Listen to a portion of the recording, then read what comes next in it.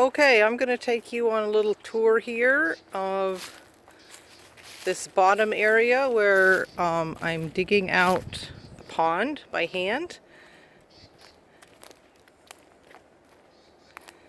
And this is a really wet area, so all I have to do is dig, and basically it fills up on its own.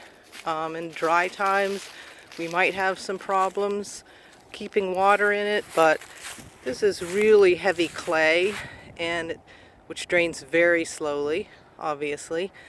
So hopefully if I get it deep enough, we'll be able to maintain water in it, even in dry times.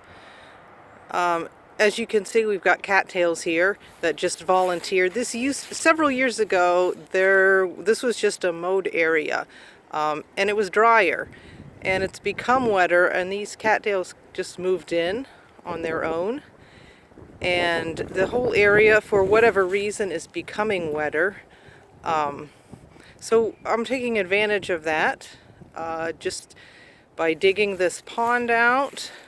That wire enclosure with leaves inside it right there, that's there to protect a banana plant that I put there. Banana plants need lots of moisture, and the plan is to dig a trench from the main pond over there to that banana grove, which hopefully it will become a banana grove, and so the water can feed into it and keep that moist even in dry times. I put some logs here. These are just kind of marking the edge of what will be wet and what will be dry. Everything I dig out, the dirt, the clay, is going over in this area, so we have a dry, raised area to walk on, to move the horses on, and the farm equipment over.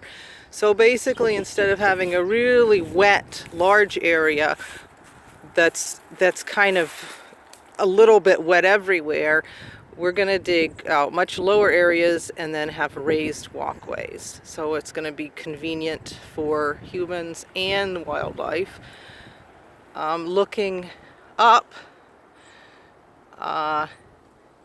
you can kind of see the area that hasn't been mowed for a while. It's wet.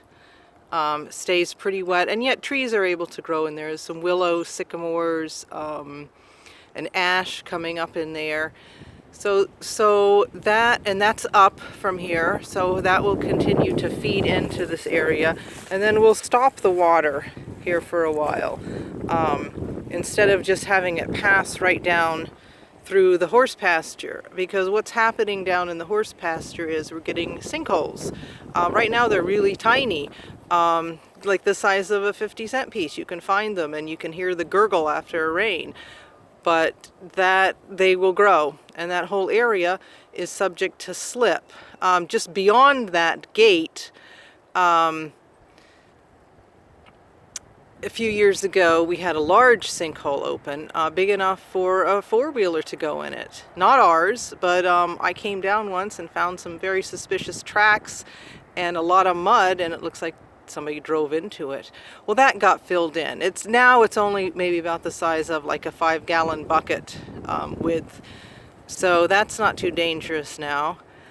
And here we're going to have a little viewing area, a little bench, and of course I won't keep the pond in a regular shape. I'm going to dig out lots of arms, so we have more edge, and we have different depths of water, we have drop-offs, we have gradual declines, so we can have lots of different spaces for whatever animals or plants like that specific niche.